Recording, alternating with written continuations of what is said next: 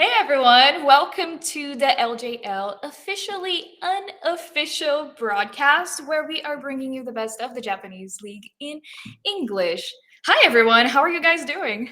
Feeling very good today. It's been such a long time since I've been back. I got to cast like one game from the first round robin. But we're set fresh into the second right now. It's going to be such a great time. So I'm very happy to be back.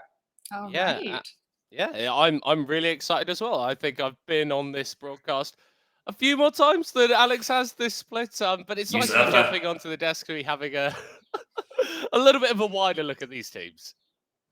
Sounds great. Well, you guys have been here. You're familiar faces, but I guess I didn't really introduce myself. Hi, I am Laura. I am new here in case you didn't notice, but today we are just going to be bringing you some banger matches. We begin the day with Rascal Jester versus Sengoku Gaming. Then we begin with, we follow through with Axis versus Hawks. Then we have Burning Core versus V3, and then Detonation Focus Me and Crest Gaming. I'm really curious to hear from you guys because now each team has played each other. So we kind of have an idea of who their strengths and weaknesses kind of are. So I'd love to hear what your predictions are. What do you think that we're getting into today?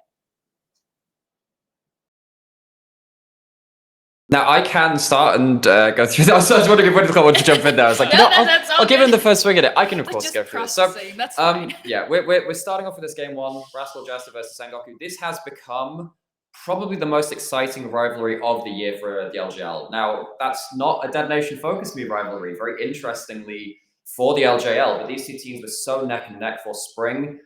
It's a little bit Sengoku-sided today. I'm hoping that Rascal Jester can turn up, but this is my game to kind of like watch out of the ones there and to continue this rivalry that we started building up in the LJL. What about you, Middlecop? What's your game of the day, do you reckon?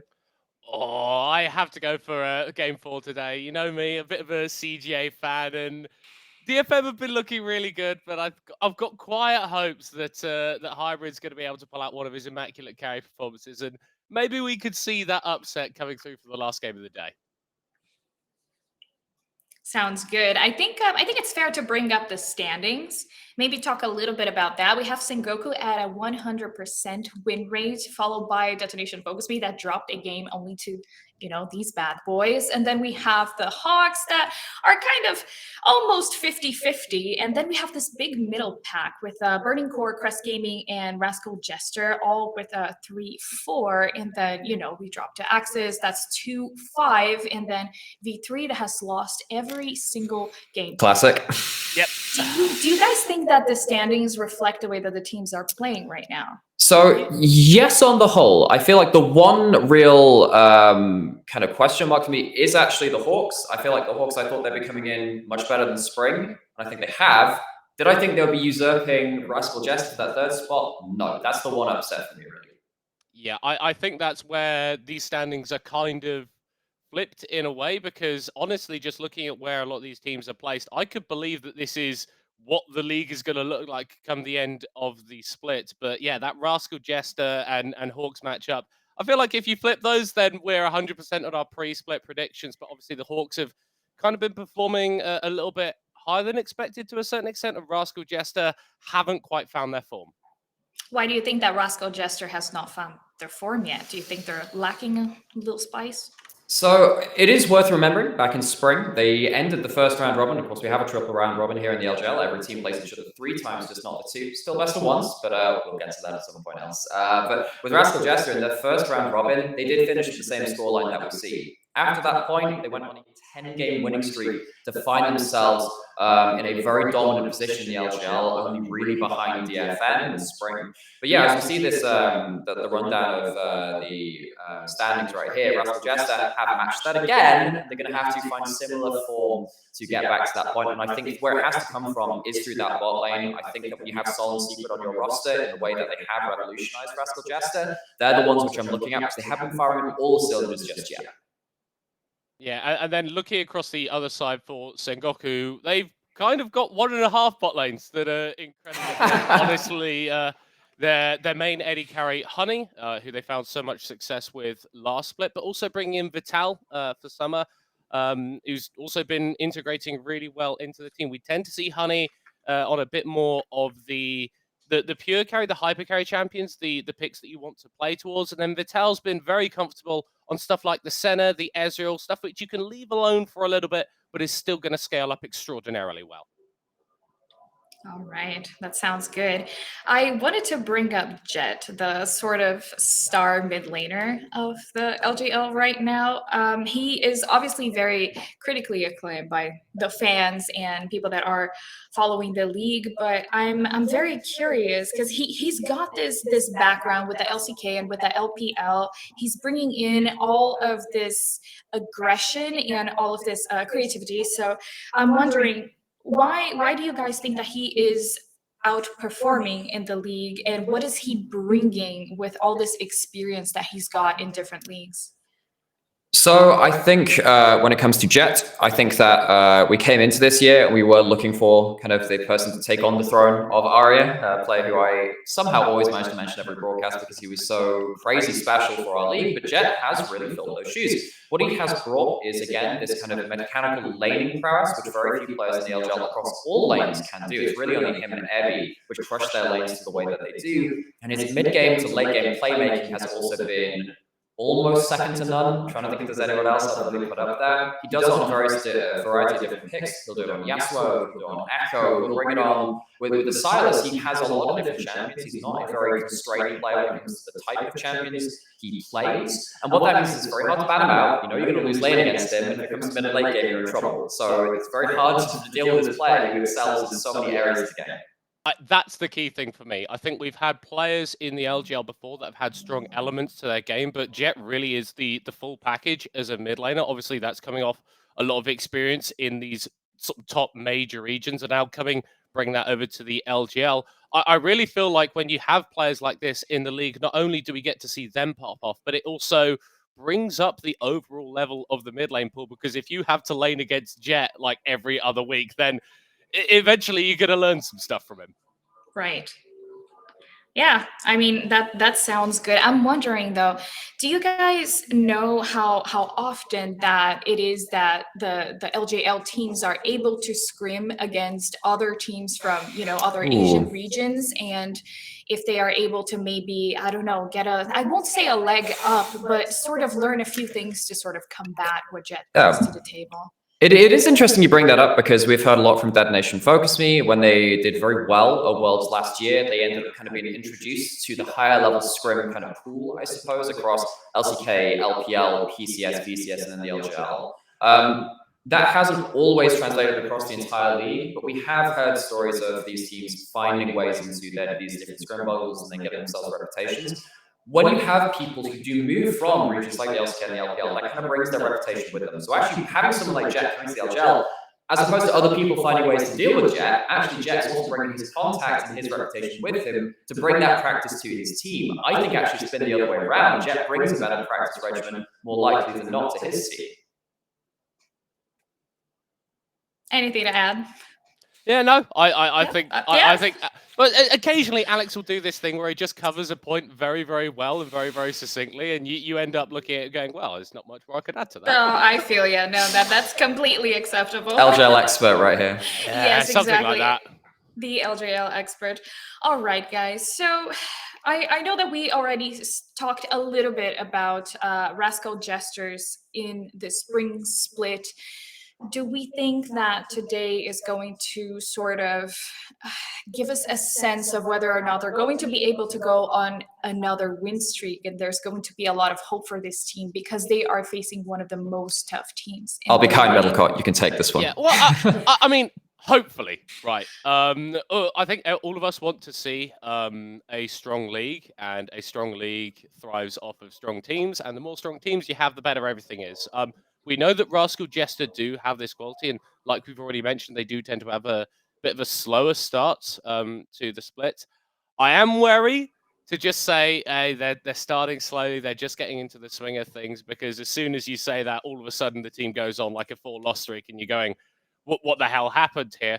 But I think that this team really needs to sort of go back to basics. The stuff that was working for them in spring was playing towards Soul and Secret in the spot lane, enabling them as much as possible. And whilst I think that Soul in particular hasn't looked as good this split, the talent and the quality is still so obviously there. I think I agree with that.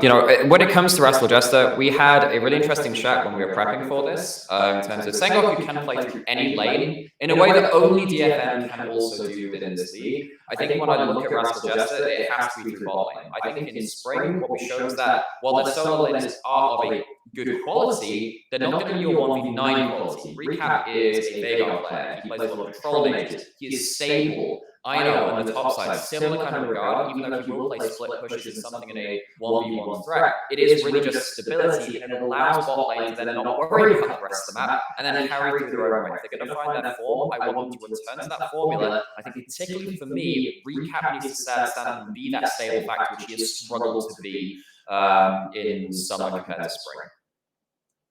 Sounds good. And maybe if they manage to beat Sengoku game, it'll be such a huge, I won't say ego boost, but maybe. Oh, it will be. Right. No, yeah. I feel like that really helps teams. Like if you're kind of on a downhill, not that they are doing fairly okay, right? But maybe they can.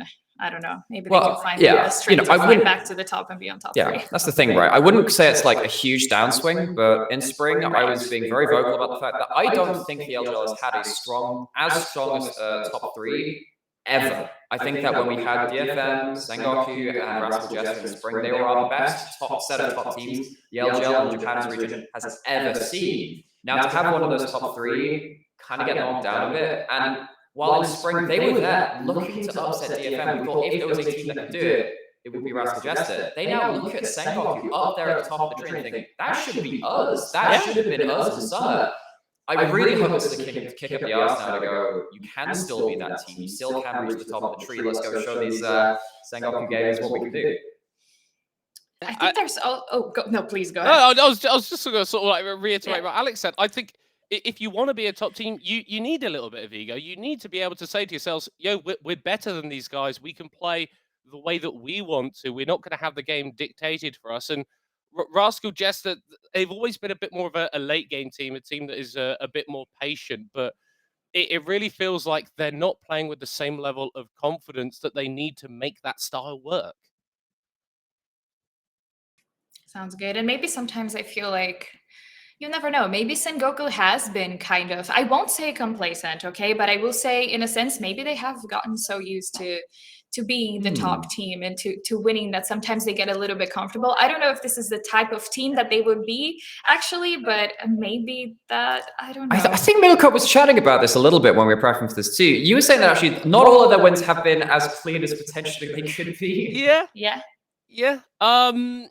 It does feel like in a league where, I don't know, maybe a few coin flips go a different way, that Sengoku aren't actually our first place team and they are a little bit lower down. I still think that in terms of their general level of performance, they are definitely top two at the very, very least.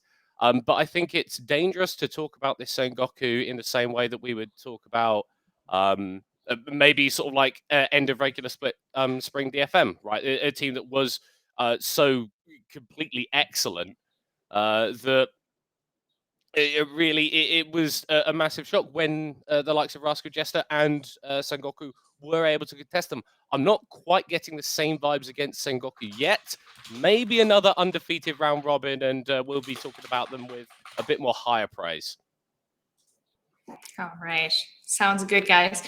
I wanted to, I don't know if I can do this, all right? But I was just wondering. Ask for forgiveness, not permission.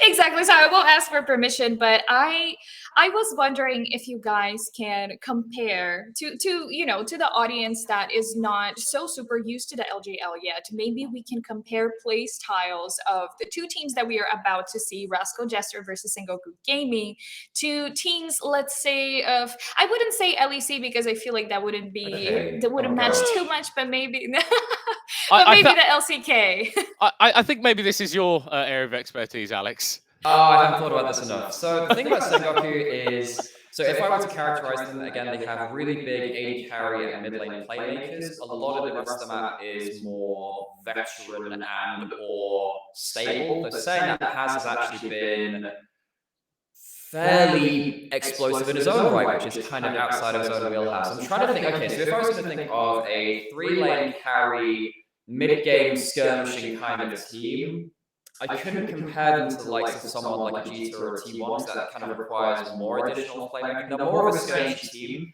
I almost wonder if they're closer to an RNG, but it's that skirmishy and Okay. they're a little bit slow paced and they can go into that. So I would say Sengoku, if they are close to the team, maybe one of our LJL classics.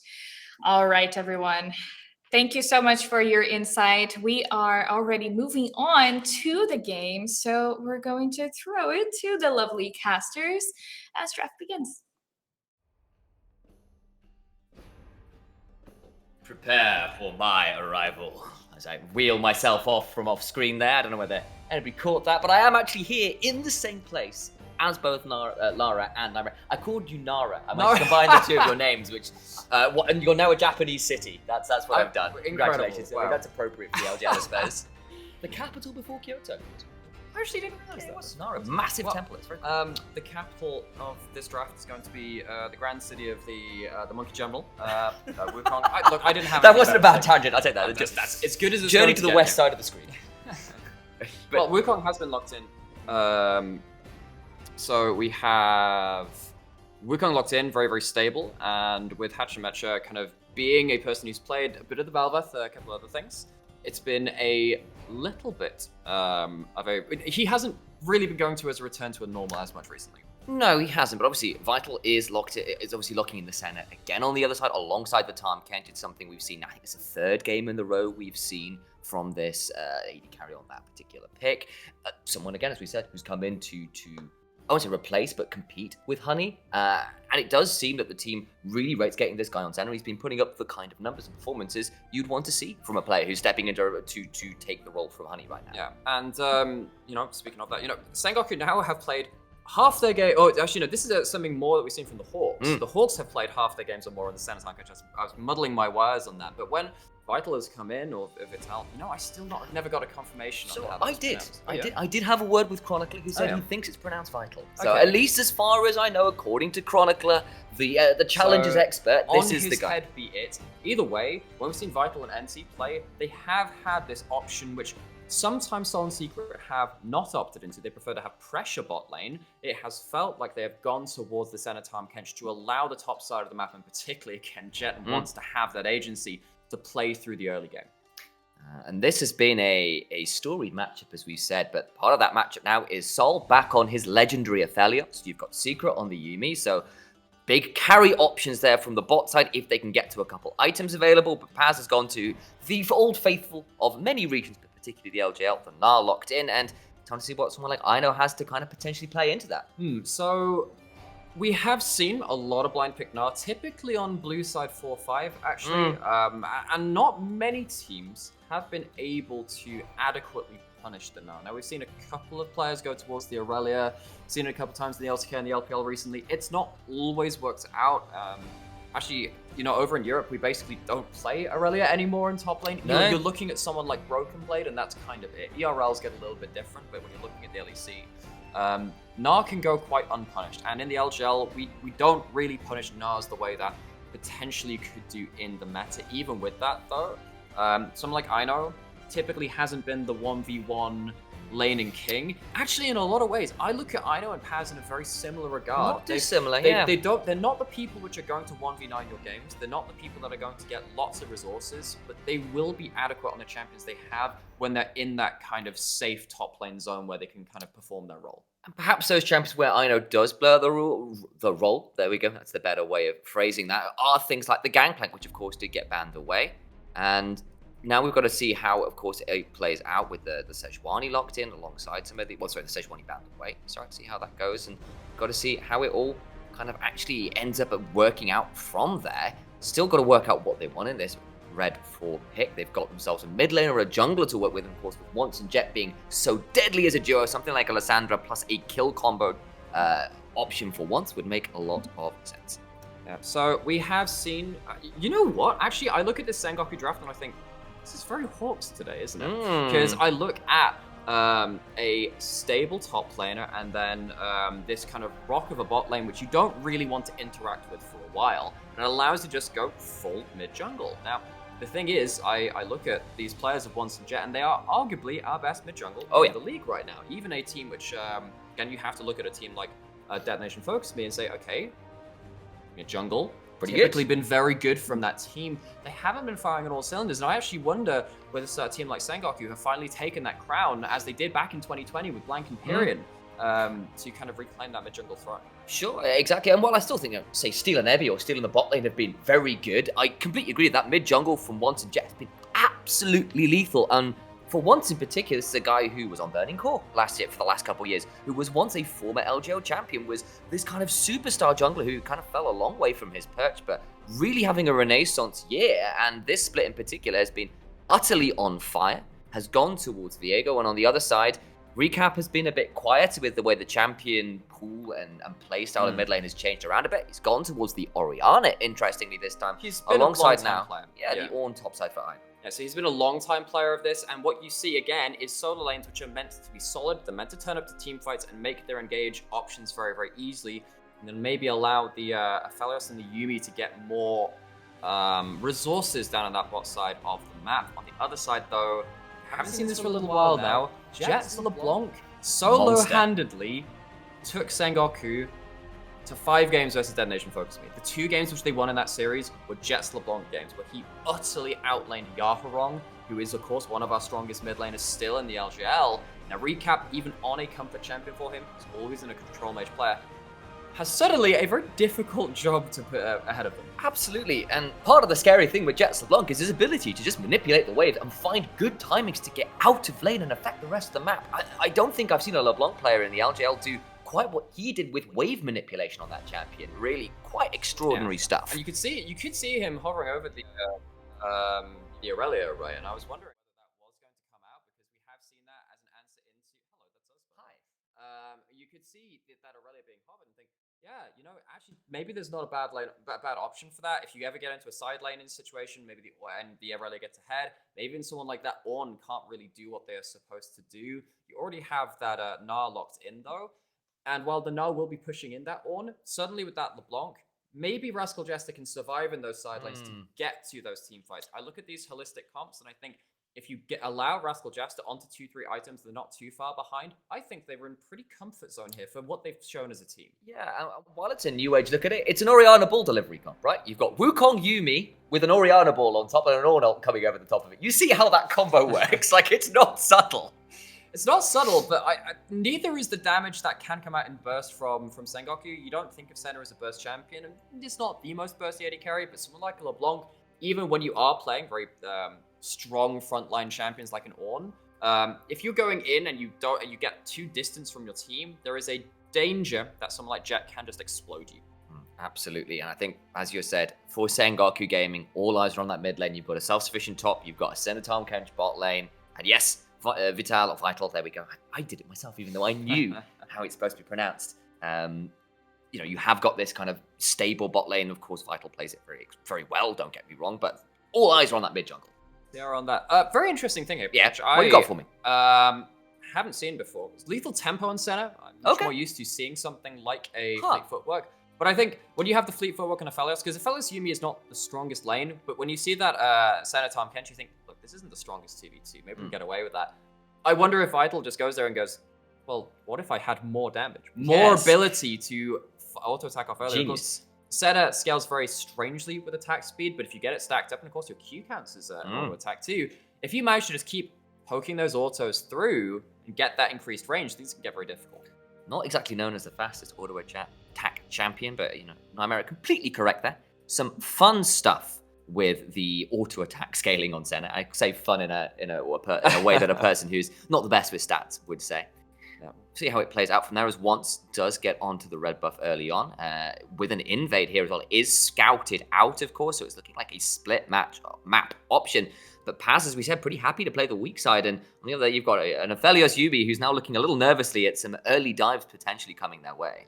Yeah, so I'm very interested, of course, in what is going to happen in this 1v1 mid. We've seen Jet do many horrible things in regards to this. And yeah, I'm looking at that because Once is suddenly making his way, just being present around mid. This is something that we've seen a lot from Viegas. Actually, at the team which I keep quoting in regards to this is actually LDLC.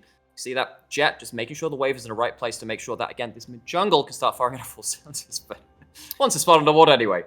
Vive la France and all that, as of course LFL, a great region to be watching in general. If you're into good League of Legends, what an extraordinary ERL that is. I'm going to have a quick warning. Yes. Because we're about to change the volume of our microphone. Hopefully that makes us a lot louder. So I'm please, hoping. Producer, Prepare yourselves. Sure that is okay. We have ourselves on an all-in level in bot lane, but hopefully. Are we at audible levels now? Is the question to all involved. Chain lands in mid lane from Jet, who is continuing to get the shove in this mid lane, and that out wants to defend his red buff as we're going on. That does mean that we now have to stop, I don't know if you noticed there, guys. I'm going to let you behind the curtains a little bit, because we were basically, there was a lot of filling going on there while we were desperately trying to sort really trying to click buttons in the background as hamsters on wheels were trying to get things working, because of course, we actually, us too, we spent so much time casting the LJL, and this is our first time first time together this split. That's mad. Because of our various internet issues, of course, we've been... Berlin. But we've, of course, with Lara, our honest host, very, very graciously allowed us into the SK facility to use their internet and to be in the same place to cast some LJL. But amazing. It does lead to a little bit of working out on the fly with a new setup, and luckily, we've not had the most explosive early game to really... That would have been awkward. That would have been really awkward. It's thank you, guys. Something's happening all across the map while we're trying to sort out audio levels. Yeah. So all of you at home are like, oh no, slow early game, nothing's really happened. You guys were wrong. It was great for us, and we're the people who matter. That's the way this works, right? Caster egos well and truly in check. Yeah, I've heard that. So okay, let's recap, right? Because in the mid lane, yes. Sam, you get one of them per game. I hope you realize you have used that already. It is very early into the game. We've had 4 minutes. How are you going to get through the rest of this, buddy? I don't know. I've got to find a whole new way of casting. But speaking of this, Recap is currently down CS, and Jet is finding an advantage there. But the question is, for me, I feel like Sengoku Gaming probably have difficulties in a 5v5 should it come to it if the Ornn and the Orianna are relevant. Is this lead going to be enough to deny both solo laners' relevance in teamfight? Because if someone like an Ornn, as you can see up topside, isn't really being punished that much, I think that you look at Rascal Jester, you get a single angle teamfight right down the front around the dragon fight, which Rascal Jester have typically, historically been great at setting up for. And Sengoku, even though they are this 7-0 team, they are our most dominant team in the LJL right now. I feel like they're playing with fire here, particularly when you look at Rascal Jester and what they've been strong as a team so far. Survive early, turn into team fights, and be really damn good at them. It's the Rascal Jester special, and when you've got people like Sol on the Fellas, when you've got Secret on the Yuumi, and yes, people often meme Yuumi, but Secret is a very good Yuumi. He's gone very aggressive with these 7 spells as well. Yuumi players in the LJL, actually, because... Him and Harp, basically. Yes, and what's funny to me is, I obviously spending a lot of time in the LEC. LEC loves Yuumi. Oh yeah, it is a pick which is consistently picked and banned. It ruins games, much like it does many other games. I'm sure many people have shared that emotion. But when you look at a Yuumi in the LGL, we have typically preferred to say, yeah, actually, we need our engage options on support. We need that. We need it from some of them. We've also seen champions like Yone come out to kind of supplement that too, because stuff like the Nautilus and Leona have fallen away from the meta somewhat. Having someone actually play out the... Oh my gosh, level 6 comes through. Gosh, and again, just Jet showing what he can do on this champion, just getting those really slick trades through. But again, having a team willing to go towards that Yuumi is not something we are used to in the LJL currently. I do want to turn our eyes back towards the jungle as well, because after that sort of very deliberate level 1 players recap, again, just about getting out of range of those chains. And I just love nervously trying to talk about the junglers as mid lane is getting dicey. Yeah, so that trade is something which that was always the classic Faker LeBlanc trade, where it wouldn't just be going towards the he's stopping the recall as well, and he can do that. He can do that. Recap doesn't have that teleport. He knows within kill threat. If someone like Once comes in with a flash doom, in very much danger. But of course, Once using his own mid lane as pressure to just go towards this dragon. And talked about early game, holding down the solo lanes for Rascal Jester from the side of Sengoku. Jet is doing a magnificent job of that, and that's what we come to expect. Now bot lane, essentially on the... Watch the last embrace. That's a hug you really don't want to be involved with, and they decide they'll keep socially distanced this time around. Thank you. I appreciate you enjoyed that Rascal one. Jester's content to be introverted and not have physical affection. That's I don't know what that feels like a very strong comment on Clown. I'm happy with that. The Jesters, they need love too, guys. You know what? That's just a rabbit hole I'm not willing to go down right now. The social tendencies of clowns within their profession. There's a master's or a PhD in that. Please somewhere. do not touch the street performance.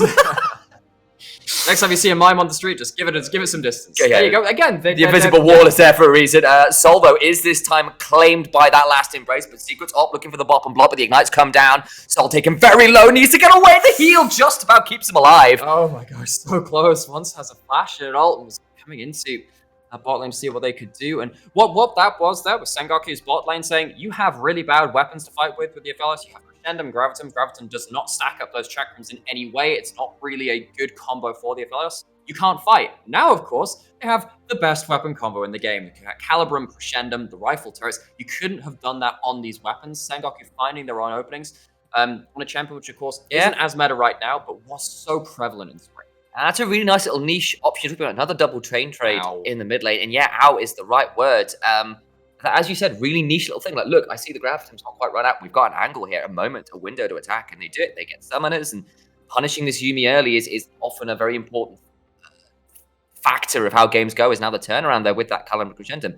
Maybe available, a little vengeance potentially on as the Black Mist comes down. Oh, how the tables have turned. Indeed. Like, again, just a reminder, Yuumi Aphelios isn't really great at laning. It's just kind of there to give Yuumi in laning phase, unless it's in specific pairs. It's, NT needs to be a little afraid. The Severum Crescendum comes through. They flash to try and get some more. Didn't quite make it work, but Sol taken pretty damn low. We'll have Zoomies available, but Secret a little bit lower in turn, but has got a health bar to work with. Will not get Last Embrace onto Sol. HP bar's low, but they get away with it. Oh, level 6 now, hit for Vital. Here we go! And that means that the flash may have to be burned, not quite used. He's just dead! Doesn't burn now, NT's in trouble as well. And he enters the death chamber. Double for Sol and Secret. This bot lane, you gotta fear them. And you know what? We were talking about Rascal Jester. If they want to return to form, it's gonna be through this 2v2. Sol, Secret. Yeah, they get a little bit caught out in terms of playing around the bad weapon combo. But you know what's just around that combo? The two strongest weapon combos back to back. Crescendum with the rifle. Crescendum with that Severum. The ability to just slam through those chakrams. This has been a dance of weapons between these two bot lanes. And I really think Vital and NT did a great job of trying to abuse them. But you can see what happens as soon as the level 6 comes around in that turnaround. You can see Sol and Secret, they are no slouches of their own. And this was our MVP bot lane of 2021. They came in from Korea. They came in and we thought, you know what, maybe they'll do okay. But they came in from Spenu, not a top tier LCK team. They have come in and revolutionized the bot lanes of this league. And while Vital and NT have been the bot lane to talk about in so many ways, to see Sol and Secret come back up and get these first blood 2 kills in the 2v2, huge for Rascal Jester. And when you've got a comp from Sengoku Gaming that was about lane pressure, that was about getting this mid-jungle ahead and using that pressure to get things snowballing, yes, you got the help, that was all going on, but this teamfight combo that was supposed to be a little behind in the early game, now with a double kill, now with the CS lead, and now very much in a position to take over this game, and Sol and Secret can sure as hell do that. Absolutely can. And one thing which is also kind of problematic from Sengoku now is, we talked about the top side of the map and how and in fairness, Recap is a little bit down. That's definitely one thing. Hachimecha has lost out on a couple of camps because Jet has been pushing in, and that has allowed Once to take some other camps. You would like to think you can start playing around maybe having your Tom Kench come up to dive. Maybe you can play around topside and have that support rotation advantage because you're playing against a Yuumi. Well, now actually you've got 2 kills in that Aphelios. That means that you have to be very afraid leaving your center alone, and you typically don't want to do that with center Tom Kench. But it just means that NT cannot do anything more towards topside to try and get them towards that eventual, what I would call win condition of them getting ahead in the solo lanes. And you said in the draft that if Rascal Jesters can make sure their mid and top are relevant, things can get scary. Once the rest of Sengoku Gaming were thinking about coming down bot as the last chapter is coming down, that means he has got no flash. He's got a thick skin though, and that will just ward off an attempted play on the bot side. So I think as soon as they see Once just around the corner, don't want to commit to an elongated fight.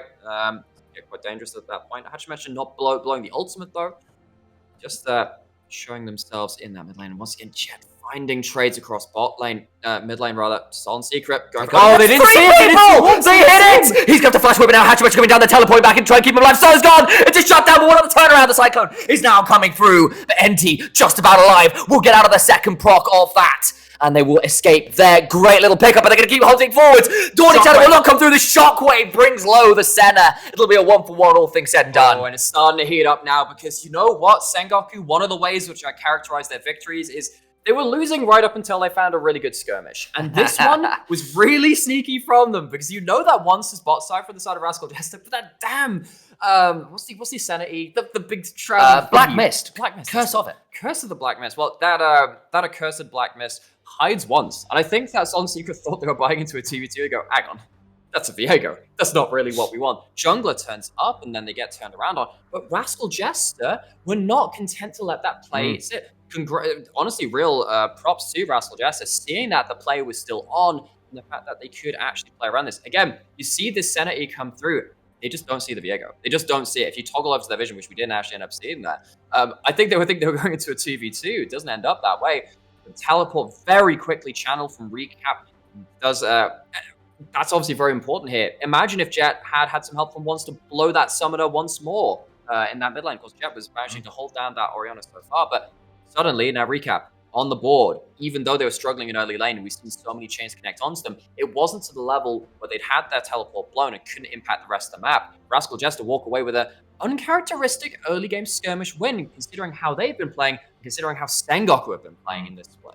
Do you want to call out, though, that Jet did stay in mid lane and did have the Herald dropped in mid as well. So he's got 3, nearly 4 plates. I don't know whether it'll help quite enough. He does get that 4th plate. So Jet does actually still trade back a fair amount of gold. So it comes at cost for taking that teleport. And now that mid lane is pretty siegeable if Sengoku can try and put some effort in here. They also claim that second dragon as Merc Treads and Shields doing a lot of work here to keep Recap relatively topped up. But yeah, this is the thing now. You have Merc Treads, you've got the Lost Chapter, you have all your laning items that you need for Orianna. It is much harder to push you out of lane. It's much harder to deny you access to the farm. And as much as the eye candy has been going the way of Jet, and of course those plates open up a crockery store at this point. You got the Sengoku mid laner with 40 gold going their way. It's not enough to shut Recap out of this game. What do we say in terms of the win conditions for Rascal Jester? Stable solo lanes, explosive bot. That is how this team plays. Behold, they have that. If you think of... I'm actually trying to think of a team, because we had this, Laura asked this questions before we came into draft. How would you characterize these teams compared to other regions? I would think Rascal Jester are closer to something like, maybe like one of the double lift era teams where it was just play around bot, that's where the explosive stuff is. Solo lanes will turn up to team fights, they'll be very proficient at enabling the team, but that feels like the way that they want to play. And because of that, it means that the other team knows that they're going to play around bot side too. Sengoku, once again, putting all their resources towards getting bot side vision to making sure that potentially there's options there. But it hasn't been enough just yet, has it? Do you want to call this out as well for Ino, who is way ahead of the 10 CS a minute mark on Ornn into Gnar, by the by, as in mid lane, an attempted dive here over the wall. Recap! That was sick! Does manage to get out of there and forces a flash out of once as well. Beautifully managed. The mid lane turret will likely fall regardless, but Recap does spare his own blushes there. But now with Jet not having TP, not having the ability to get back into this lane, I wonder if they give up a Herald in this same way. Hatchamacha comes mid. Jet is going to make a recall, but I wonder if this means that Rascal Jester can head towards that Herald. They've moved up. You have Severin Crescendo. And actually, they don't even need that Herald. And once again, Rascal Jesters and Soul have found a way to get the right weapons for the job at the important timings.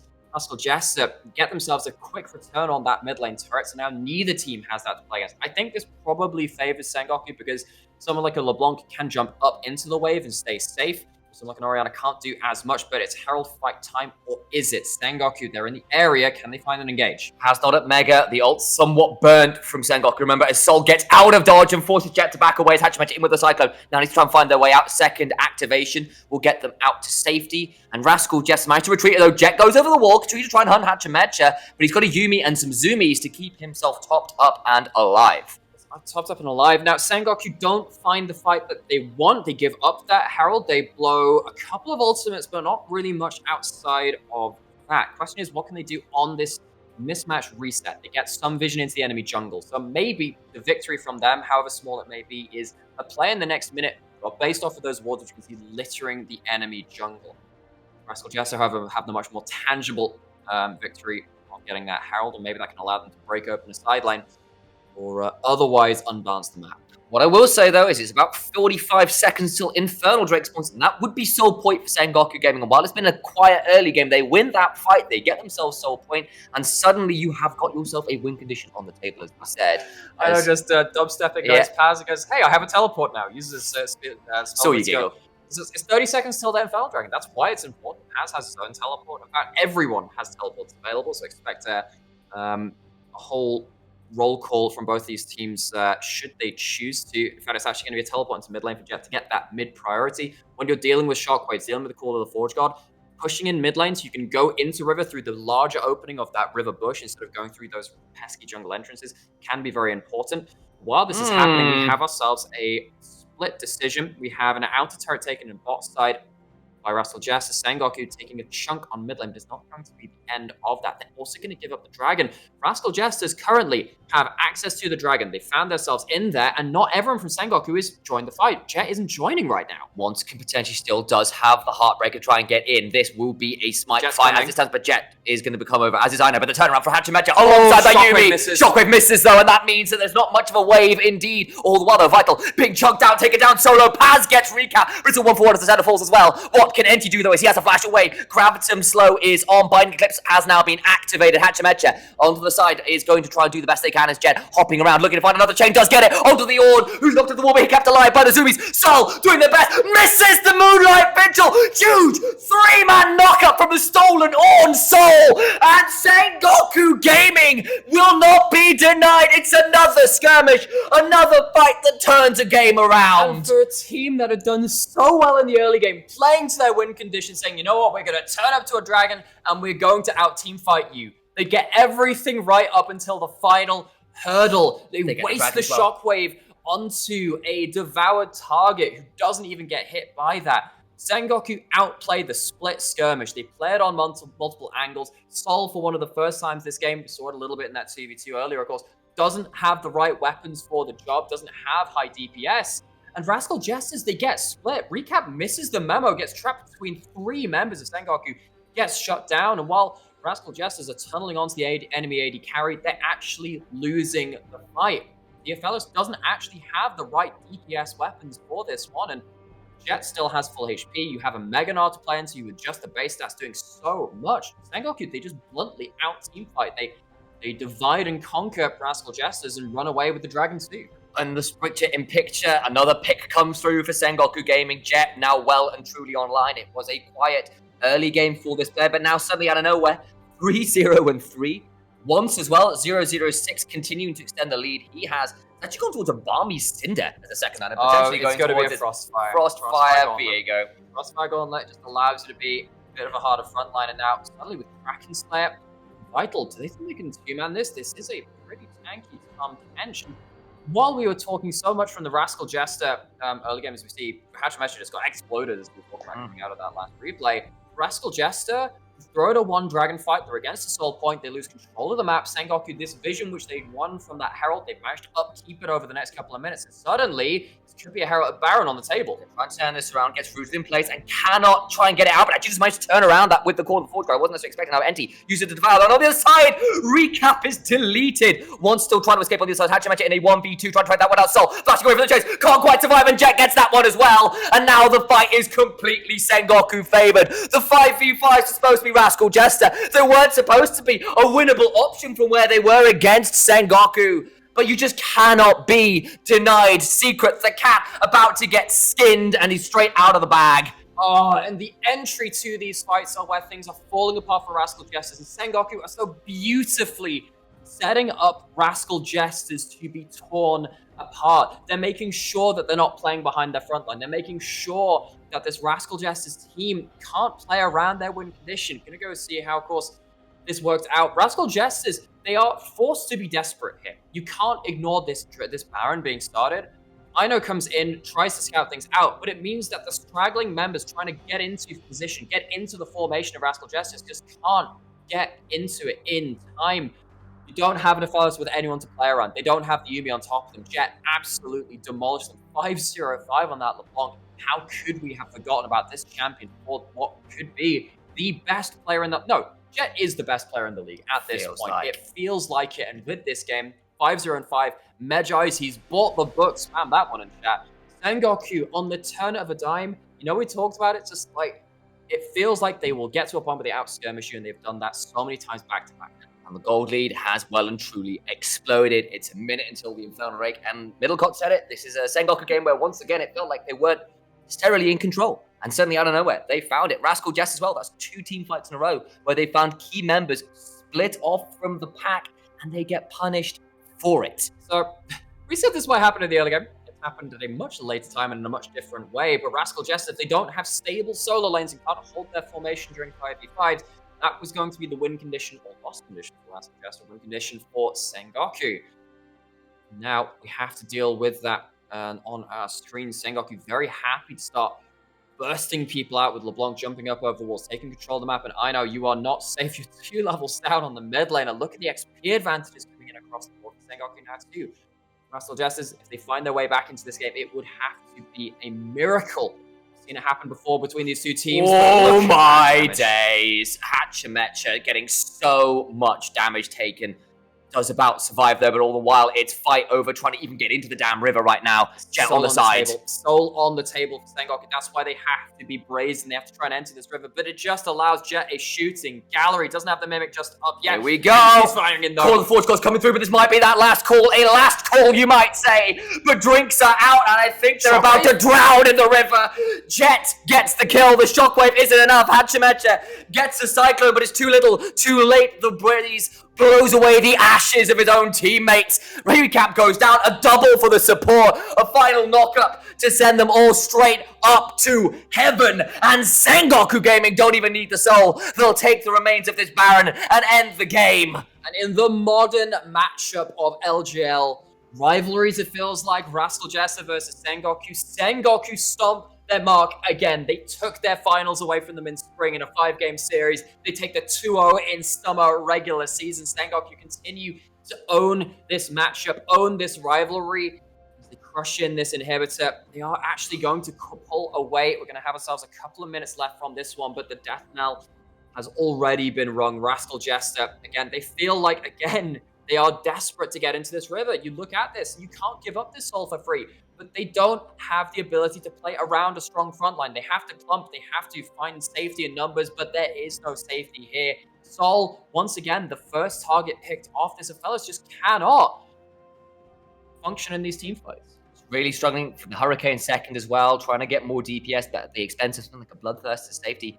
Gets punished again. Really struggling, as you're saying, and now we're in a position where Rascal Jester is staring down the potential for 3 and 5 record, where Axis are 1 game behind them. Axis are in 7th. At the beginning of the day, we had so many teams tied at that 4th place mark.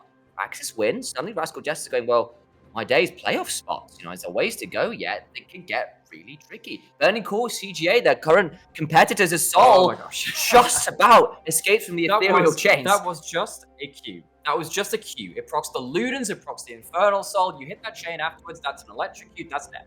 That is how far ahead of the curve Jet is. And you know, as soon as we saw that LeBlanc locked in for the Sengoku mid laner, I was worried. I looked at this and go, is this just going to be the Jet show again? And while it did feel like just eye candy for a little bit, we got to the skirmishes and Jet showed once again why you rely on this guy to do so much damage. Just look how much damage he's doing to the tank. He is taking 3 levels, level 16. 3 levels up on both solo laners of Rascal Jester. Stable they might have been for the early game, but now they are crumpling before the Sengoku MVP mid laner. 12,000 gold, Infernal Soul, and a LeBlanc that really cannot be stopped. There's nothing ethereal about the chains or the damage in this game. That is very, very real indeed. As Jet just hops over. LeBlanc is not a poke machine so much as a nuclear warhead at this point in the game, and I just don't know what Rascal Jester can even attempt to do to stabilize or even hold on. They're on by their fingernails and they're tearing off. As long as Sengoku play like this, there is very little they can do. You're preying on mistakes, you're preying on lapses in decision-making from Sengoku, but they're very happy to play this out more cleanly than their other games this split. Jet is just waiting for that Mimic to come back up. Level 16, so low cooldown on that Mimic. And Jet just, again, so happy to just keep prodding with these Qs. It is more than just poke at this point. It is sending people closer and closer to that grey screen, pushing in all lanes at once. Sengoku They don't have the Baron, but do they need Attempted it? play, Cyclone and Final Chapter will get a hold of NT and potentially the center as well. Massive pick, and Rascal Jesters find something, a miracle in the dark. Okay, just as I mentioned it, Sengoku, they slip up. They don't have Jet there for the turnaround, and Rascal Jesters find the engage. It's 20 seconds until the Baron, but I feel like all this does is stop the bleeding by a bit. It is still losing some of that life essence in this game. Sengoku, while they make one slip at this bottom inhibitor, it's not been the miracle comeback for Rascal Jesters just yet. Great engage by Rascal Jesters. You can see that there are no flashes on that bot lane caught out, and Vital and NC, while they were very much performing in so many of these team fights, caught out for not the first time this game. Rascal Jesters, Desperation Barrow, this is the way they see themselves in the game. They have chakrams, they have rifle turrets, the weapons are there for Sol. Can he stay alive to use them? Sol has 3 items and an ornament in Typhoon, but they've got to try and keep their likes of Recap alive. So much damage from Jet. It's going to come down to a tempest, but can they even survive? Paz misses the Megalol, but in the back of the pit, they're all corralled. They're all trying to survive. Sol gets just to there. He's still alive. Finally falls down when everyone else is dying. It's a bounty, but the bounty is just not enough. Dead or alive, and Rascal Jesters bring themselves back in dead. Sengoku ahead to the Nexus and finally clean it all up. Bounties always were the worst chocolate in the box of Rascal Jesters. If life's like a box of chocolates, this one is empty. It is gone to the winds. Rascal Jesters, they see themselves the only way back into the game through that objective. Doesn't work out for them. Sengoku, 8-0, continue to find perfection in summer 2022. 9-0-11 on the LeBlanc, 25 stacks. Jet is an absolute war machine, renamed to F-35. And you know what? Coming into this game, I actually predicted a bit of a Rascal Jester upset. I thought maybe they could take it. I thought there was an angle, but Sengoku, they are showing again to that next level. It is increasingly likely that we are going to see Sengoku, DFM, or Rascal Jester, well, actually maybe not even Rascal Jester at this point, winning this split.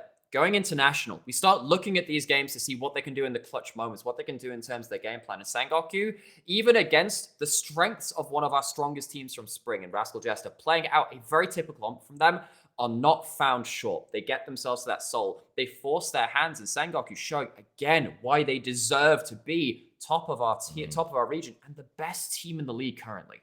Absolutely that. And while the early game looked pretty promising, a double kill onto Sol and Secret. The Aphelios gets rolling. How many times in Spring would that have ended the game? Right, the LeBlanc that was kind of not getting a lot done in mid lane. Suddenly, like that, the game is pretty much over out of a couple key team fights and skirmishes.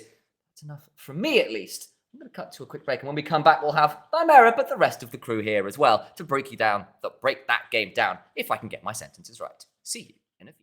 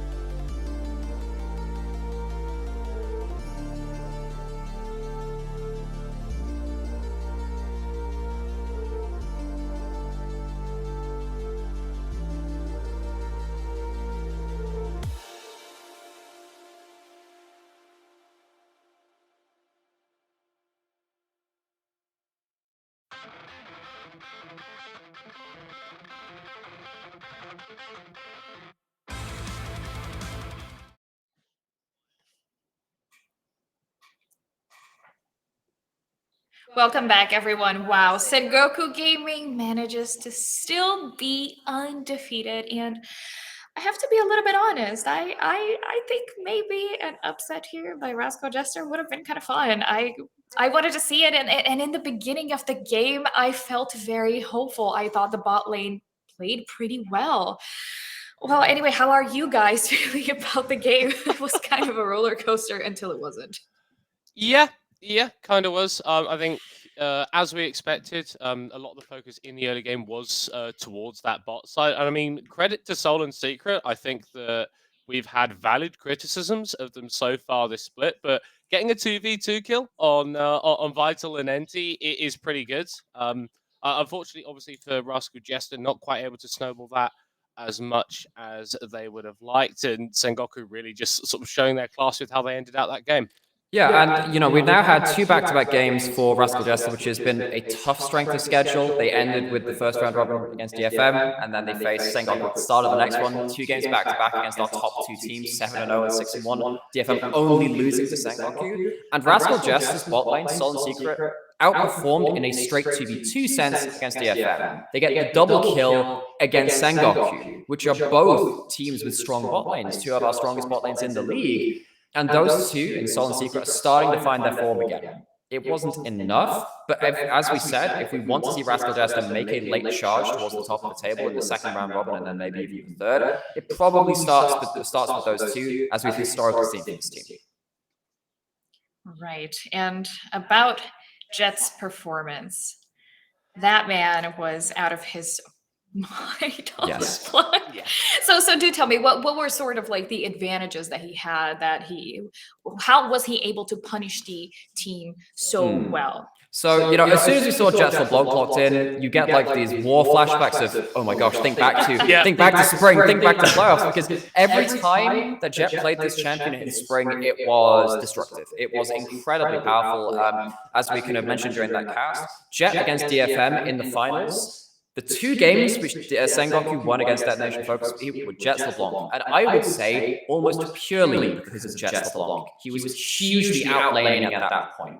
In this game, it was partly due to laning presence, but as we saw, the early game was fairly okay from Rascal Jester. It was a fact that once was getting an individual jungle lead because of that control in mid lane. That's what it felt like the big advantage was. It wasn't enough to stop Recap going bot lane, keeping up in CS and then getting involved in some kills. The real firepower came out in the skirmishes where when Rascal Jester were playing a very typical comp for them, playing around, again, solo lanes built for team fights, bot lane playing around this explosive style, he managed to pull apart their defensive composition and said, okay, if you were out of position, I kill you. And he did that every single fight. Sol did not manage to have a clean team fight pretty much the entire game, and that's because Jet on this LeBlanc was picking this formation to pieces. That's the key thing for me. Rascal Jester never got a clean 5v5, where Ino was... Even though they drafted for it. And in the tunnel. That's right. And I think to a certain extent that Sengoku didn't allow them to do that, because we saw when Rascal Jester were making that desperation move to contest the Sengoku Baron, we saw how split apart Jet and Paz were from the rest of the team, and all these fights turned into lots of 2v2s and lots of 3v3s, which Sengoku's composition is just better in, and you never got to see these massive multi-man shockwaves until that final team fight where at that point you're too far behind to do anything. And I really should have looked this up before, but this was Jet's 5th LeBlanc game this year, and it's 5 wins for 5 now. His KDA in all the 4 games before that was 9.6. He didn't die this game. That is getting even higher at this point. This is post-durability patch, and it doesn't matter to this guy. Right. I think that's great. It's a great indicator. It truly shows the mastery of the champion. But actually, I just have one little question about Ornn here. I feel like maybe in team fights, he didn't have as much presence as you would have liked to see. I can see why. And again, I feel like, this kind of comes to what Middlecott was just saying in terms of flight. This is the big reason why Rascal Jester never really were given a clean team fight. Because you see that Ornn and you think, like, if that Ornn hits enough of us, it's really, really dangerous. You see what happened in terms of the almost throw-around bot inhibitor. If you play into the Wukong, lining people up for the double brittle proc when you have that Ornn ultimate coming through, it's a lot of damage, it's a lot of CC, and that's where the team comp falls apart. Sengoku did a masterful job of making sure that Aino could never really impact the team fights in the way that he wanted to. So yeah, you can ask more from Aino. I'm actually going to flip that and say, actually, Sengoku saw that on and said, you are never getting a good fight. And I think for me, a lot of that was on NT. Some of the devours that he was getting in these fights completely stymied anything that Rascal Jester wants to do. And then as soon as he spit that carry out, whoever it may be, they could Turn start it disking around. the damage with that massive shield on top of them. And Rascal Jester, when they are behind, they don't have the burst to get through a massive shield like that. So I think this was really a case of Sengoku being able to outclass in multiple parts of the map, which is something that only themselves and DFM can really do in this league. All right. And given today's result, how are we feeling about Rascal Jester? Are we feeling hopeful for the remaining games that they have in the split? Or I mean, if they have an early game like that against most teams in this league, it'll do them in pretty good stead. I don't think that a team like, well, Burning Core especially, or CGA can really stand up to an early game that strong, stand up to an Aphelios that is at that point. But like Alex was saying, this is just the nature of having to play DFM and Sengoku back to back. Even if right. you show good things, getting over the finish line and actually killing their Nexus is pretty damn hard. Yeah, I feel like looking at this game and the last one too, I think that recapping this game, his early game was solid. Team fights were not really where they wanted to be, but I think the whole team of Rascal Jester struggled with that because Sengoku were so good. I would be confident in saying if Rascal Jester went and played like that against any other team in the league, they'd walk away with a win. I think that they are set to be in a confident third to fourth place, which is of course where they're aiming to be in terms of like their next couple of results anyway. The real question is whether they can go beyond that. Is this a development point and they start having that launch off point like they had in spring, or are they going to stay here? I think right now I'd peg them at a third, particularly when Hawks are kind of playing towards a bit of a more constrained style too, and they've had their own flaws. The question is, can they go beyond that? Sounds great, guys. All right. So I think now it's fair to call a quick break until we begin talking about the other game, which is going to be Axis versus Hawks. So